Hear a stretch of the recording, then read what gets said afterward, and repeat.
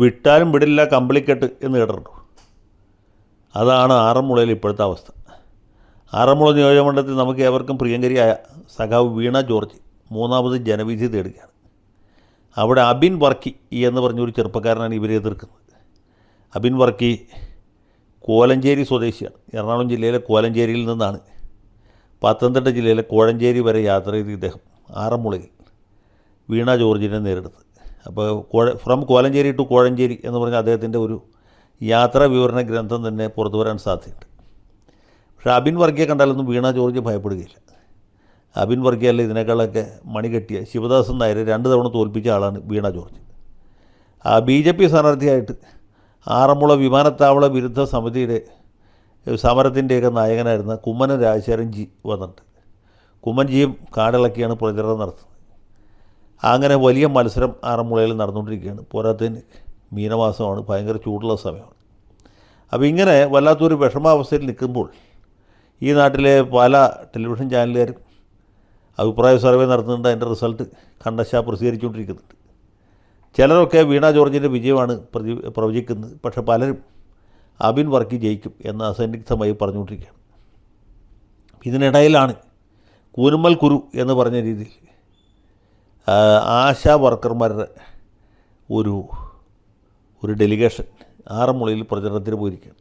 അവർ പറയുന്നത് ഈ വീണ ജോർജ് ആരോഗ്യമന്ത്രി ആയിരിക്കുമ്പോഴാണ് വിഖ്യാതമായ ആശാ സമരം ഉണ്ടായത്. സെക്രട്ടേറിയറ്റിൻ്റെ പടിക്കൽ ടെൻറ്റ് കെട്ടി ഇവർ 8-9 മാസം സമരിച്ചു. വീണ ജോർജ് ആ സമരപ്പന്തലിലേക്ക് തിരിഞ്ഞു നോക്കിയില്ല. സ്ത്രീയാണെന്ന് എന്ന പരിഗണന പോലും അവർക്ക് കൊടുത്തില്ല.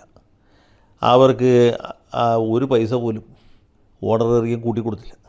എന്ന് മാത്രമല്ല, ആശാ വർക്കർമാരെക്കുറിച്ച് CITUവിൻ്റെയും മറ്റുമൊക്കെ നേതാക്കന്മാർ വളരെ അസഭ്യമായിട്ടുള്ള പല പരാമർശങ്ങൾ നടത്തി. അതൊക്കെ ആശാ വർക്കർമാരെ വേദനിപ്പിച്ചു. കോരിച്ചൊരിയുന്ന മഴയത്ത് ഇവരുടെ ടെൻറ്റ് പൊളിച്ചുകൊണ്ട് പോയി. ഈ പാവങ്ങളെ മഴ കൊള്ളിച്ചു. അവസാനം സഹികെട്ട് ആശാ വർക്കർമാർ സെക്രട്ടേറിയറ്റിൻ്റെ പടിക്കൽ തലമുണ്ടനം ചെയ്തു.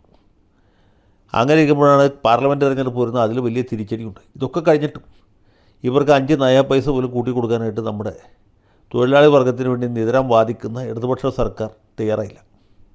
ഖജനാവിൽ കാശില്ല എന്നുള്ളതാണ് പറയുന്ന കാരണം.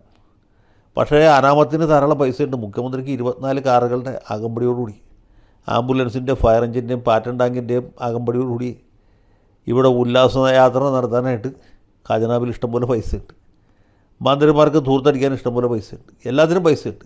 ആശാ വർക്കർമാർക്ക് 5 രൂപ കൂട്ടി കൊടുക്കാനായിട്ട് ഖജനാവിൽ കാശില്ല. ഇതാണ് അവസ്ഥ. അപ്പോൾ അങ്ങനെ ഒരു അവസ്ഥയിൽ ഇവരുടെ സമരം എങ്ങും എത്താതെ അവസാനിച്ചു. 8-9 മാസം അല്ലെങ്കിൽ 10 മാസം സമരം ചെയ്ത് മാത്രം വെച്ചു. അതിനപ്പുറത്തേക്ക് ഒരു ആനുകൂല്യവും കിട്ടിയില്ല. ഇനി UDF സർക്കാരംഗം വരികയാണെങ്കിൽ ഇവർക്ക് വല്ലതും പൈസ കൂട്ടി കൊടുക്കും എന്നാണ് അവരുടെ വിശ്വാസം, അല്ലെങ്കിൽ അവരുടെ പ്രത്യാശ. അങ്ങനെ ഒരു സമയത്താണ് വീണ ജോർജ് ആറന്മുളയിൽ വീണ്ടും മാറ്റുരയ്ക്കുന്നത്. സത്യം പറഞ്ഞാൽ നമുക്കറിയാം, ഇത് വീണ ജോർജ് അല്ല ഇതിലെ പ്രധാനപ്പെട്ട ആൾ. കാരണഭൂതൻ്റെ ഒറ്റ ആളുടെ പിടിവാശി കൊണ്ടാണ് ഇവർക്ക് പൈസ കൂട്ടി കൊടുക്കാഞ്ഞത്. അത് അറിയാമെങ്കിൽ പോലും ഈ ആശാ വർക്കർമാർ അല്ലെങ്കിൽ അവരുടെ നേതാക്കികൾ അവർ സമരം ചെയ്യേണ്ട യഥാർത്ഥത്തിൽ ധർമ്മടത്ത് പോയിട്ടല്ലേ. പക്ഷേ ധർമ്മടത്ത് പോയി ഇതുപോലെ ഒരു പ്രതിഷേധം നടത്തുകയോ അവിടുത്തെ സ്ഥാനാർത്ഥിക്കെതിരെ പ്രചരണം നടത്തുകയോ ചെയ്താൽ ആരോഗ്യത്തിന് അത്ര തന്നെ സുഖകരമല്ലാത്ത പല അനുഭവങ്ങളും ഉണ്ടാവും. കാരണം ഇത് സ്ഥലം കണ്ണൂർ ജില്ലയിലാണ്. ആറന്മുളയെ സംബന്ധിച്ചുള്ള ആ പേടി വേണ്ട. ഇത് പത്തനംതിട്ട ജില്ലയിലാണ്. ആളുകളൊക്കെ പൊതുവെ ജനാധിപത്യ വിശ്വാസികളാണ്. ജനാധിപത്യ മാർഗത്തിൽ പ്രതിഷേധിച്ചും ശീലമുള്ളവരാണ്.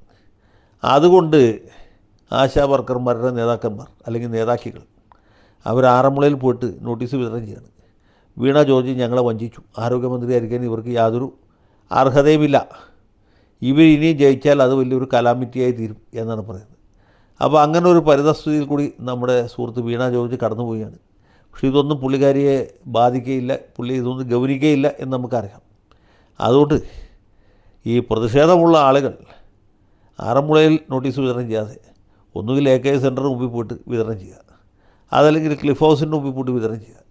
അതല്ല, വീണ ജോർജിനോടാണ് നിങ്ങൾക്ക് യഥാർത്ഥത്തിൽ പ്രതിഷേധമെങ്കിൽ നിങ്ങൾ കോട്ടയത്ത് ദേവലോകം അരമനയുടെ മുമ്പിൽ പോയിട്ട് നോട്ടീസ് വിതരണം ചെയ്യുക. അതല്ലാതെ ഞാൻ നോക്കിയിട്ട് വേറൊരു യാതൊരു മാർഗവും കാണാനില്ല.